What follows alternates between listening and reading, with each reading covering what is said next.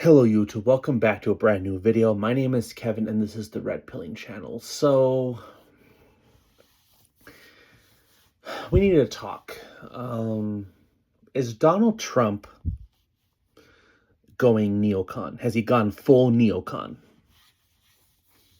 Is neocon overused? Is that becoming another word that loses its meaning? I'm not a neocon. I think I find it a pretty toxic brand that is outdated and doesn't win elections anymore.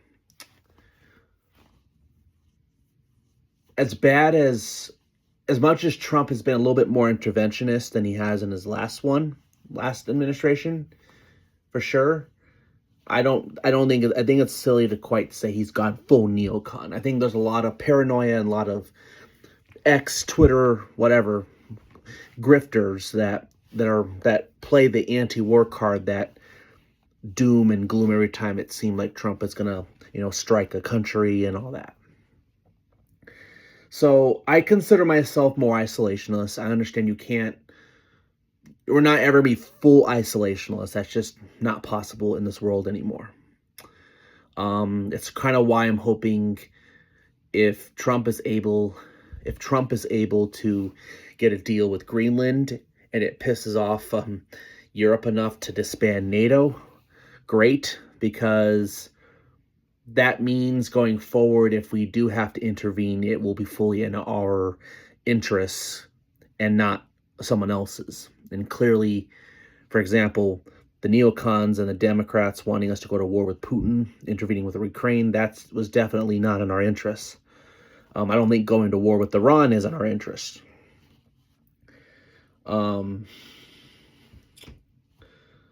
Honestly, the closest we may have for justification of war for anybody right now might be Mexico, largely because they become a national security threat and security threat to us, particularly because the cartels. The war and cartels are probably more justified if it was worth a war, because they're more at our border than Muslims are. That's not to say radical Islam isn't the problem. It is if we're not careful, but cartels, I think, are even more of a threat to our country right now than even radical Islam is. So with that being said, is Trump going full neocon? And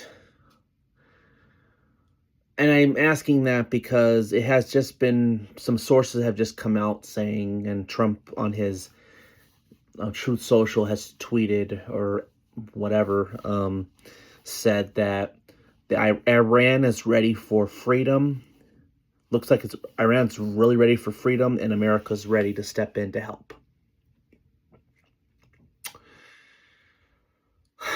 I have to say it. Isolationism in the Middle East especially is where my isolationism comes from. I don't really think we should be in the Middle East, and I don't think it's really our problem. Sorry, I just don't.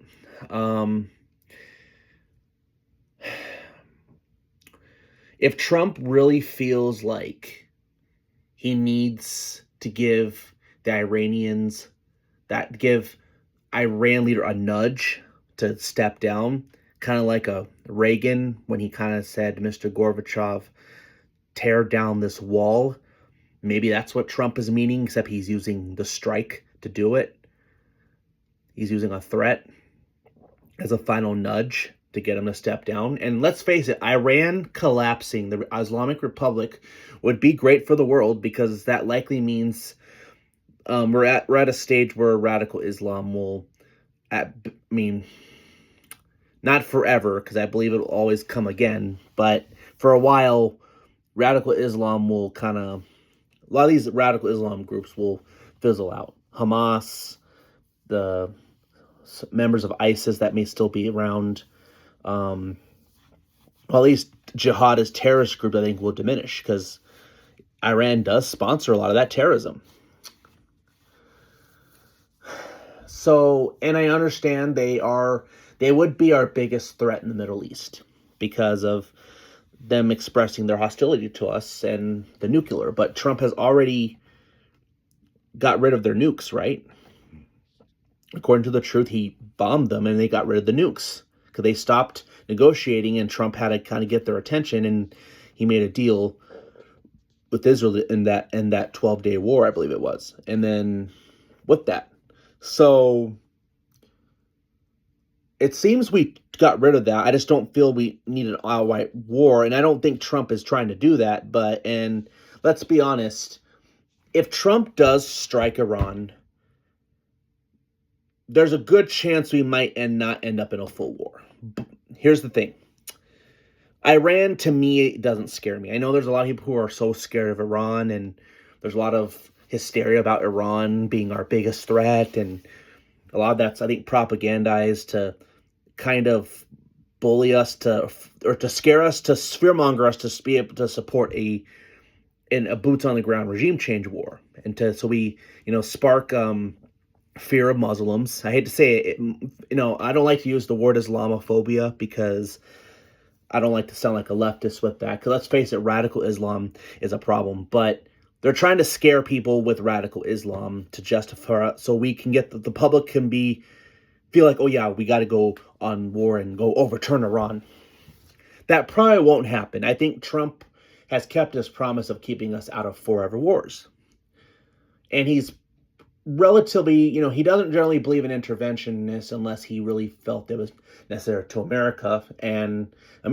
But I don't know if Iran is the one where it seems in our best interest, because here's the problem with neoconservatism, why I find it so toxic, and why I feel like if a neocon is the candidate, we're going to get wiped out like John McCain level, Mitt Romney level style, because it's a toxic brand, and neoconservatives literally prioritizes foreign policy.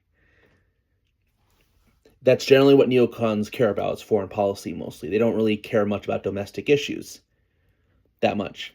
And the problem with that is, what neocons, they're warmongers. They tend to believe that war is necessary. The whole, the patriotic, not to mention that they also seem to believe in the idea of spreading democracy, human rights, freedom, like kind of spreading Americanism across the globe. And that's kind of what the pre-Trump days of neoconservatism was about.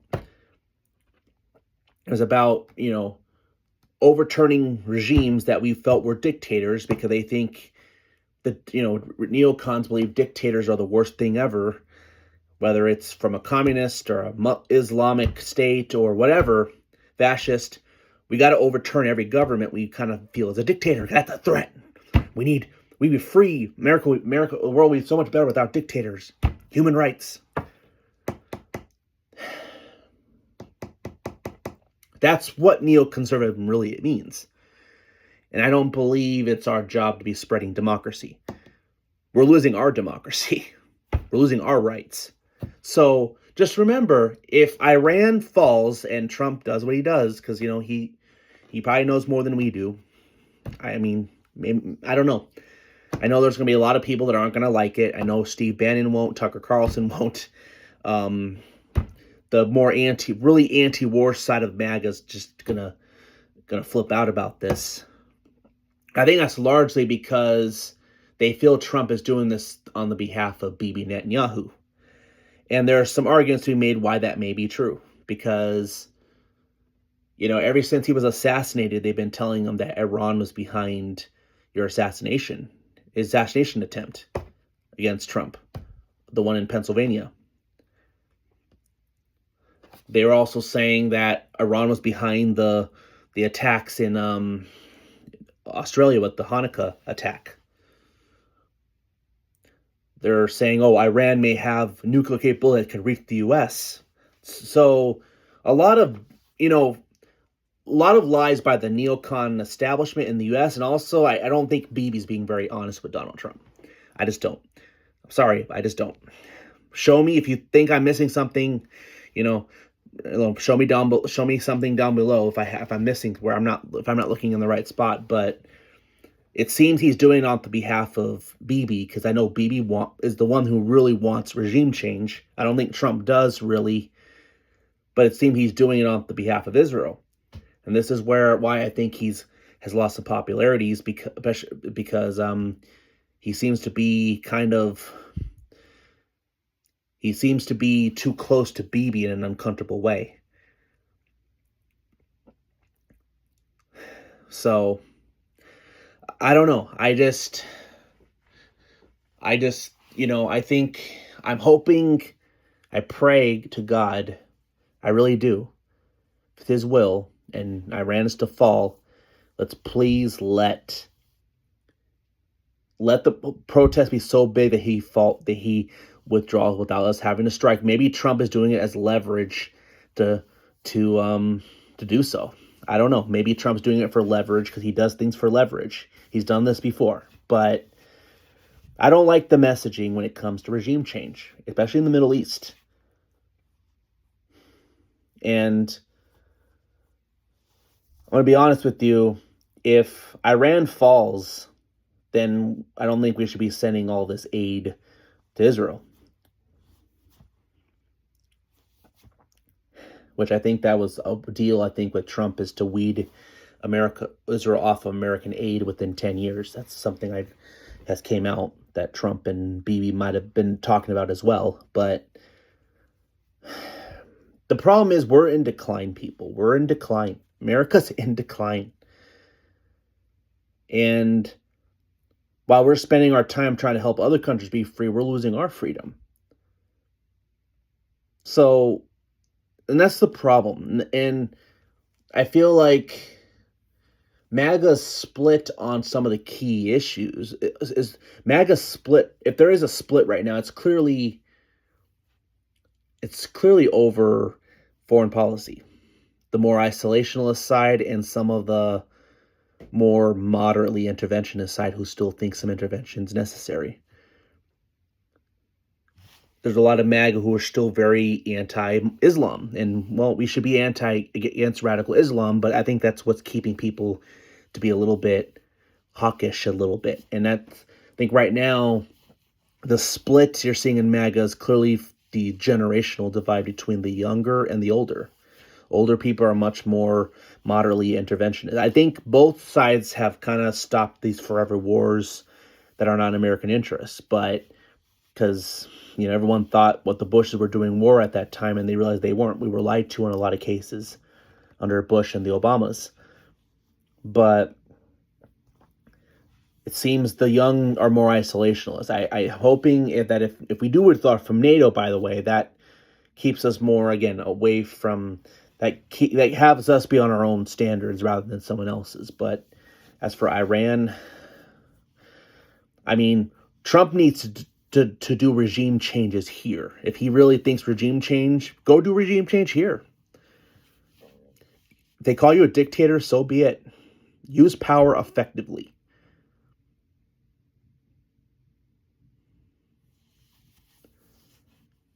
We need mass arrests here in this country for people, corrupt politicians who are clearly being elected by fraud, who are also committing fraud, allowing fraud to happen in their states, amassing violent rioters, things like that. So we have a lot of problems here domestically, but we have time for Iran.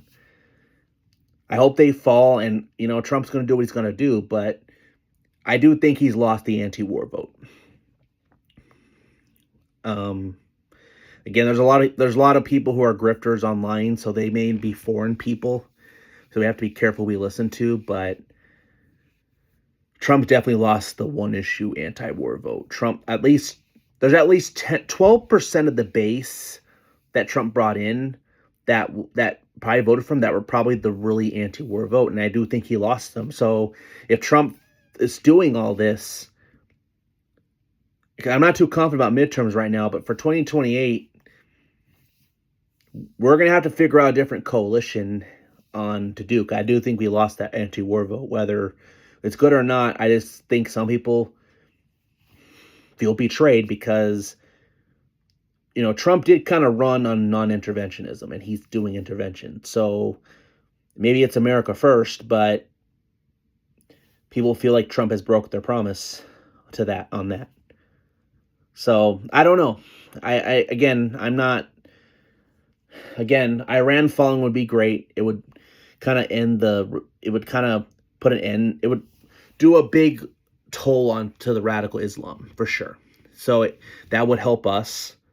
That would help Europe too, because there'll be less of them going up there to stabilize. And let's face it. And you have to understand, before I close off here, you have to understand, I don't know if an all-out war will happen. There's a little bit too much doom on that, but let's just say if it wasn't for Donald Trump, if it happens, it's for Donald Trump, and not because of Israel, it's for Donald Trump. It's because of Donald Trump. And you can thank his brilliant leadership and his smartness in regards to handling these things, why it happened. If it hadn't happened,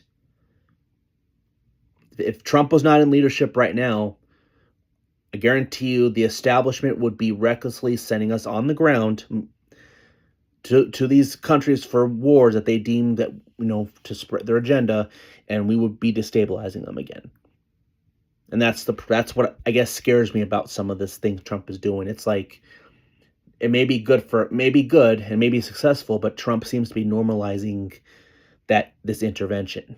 Even if it is not in chaos, America wants our president to focus domestically. And he has. He has pushed some good policy lately with the housing stuff and the no on usury that he's pushed. But again, that has to get passed, and it hasn't passed. Because the legislature is incompetent.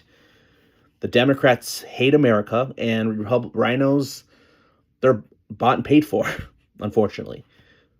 Republican, they're owned by the donor classes. So it's just, and that's the problem. So I don't know what to think of that. I guess I really don't want regime change. I just don't think regime changing Iran really suits our interests, because I don't think Iran is as big of a threat as people make it out to be. And if they don't have a nuke program anymore, what's the point, I guess? And not to mention, it was America who funded Iran to have a nuke, obviously under the Obama administration. So some of this is all hysteria, and it proves to me a lot of this is all set up. And I do think there's people in our office who clearly want World War III. At this point, it's going to happen. It's a matter of when.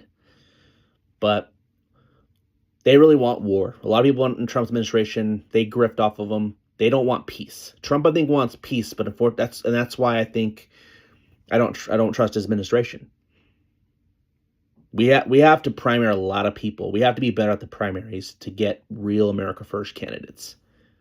And I do think we need as much more, I know you can't be pure isolationist, but we need as much more isolationism in candidates than ever if we want real peace and not destabilize countries. So I don't know. Anyway, that's all I have for today, but let me know what you think about, this neoconservatism and stuff like that. But it's not our job to spread democracy, and you can't force democracy. You can't also just replace people that you want up there as your puppet and then expect not chaos to happen. Because let's be honest, tyranny is bad, chaos is worse. So we got, and the other thing Trump takes risks. He's a risk taker, and that's the thing that scaring people. He's a risk taker. So I guess we don't have much of a choice just to sit back and watch now, but I don't know. That's all I have for now. But we need to be America first. Trump, I think now that I got what happened in Venezuela, I do think that was more America first. But Iran, I don't know. I'm just not convinced with that. So anyway, if you like this video, please let me know what you all think. Is Trump becoming too neocon? And if you like the channel, please subscribe, hit the bell for notifications. Red Pilling Channel out.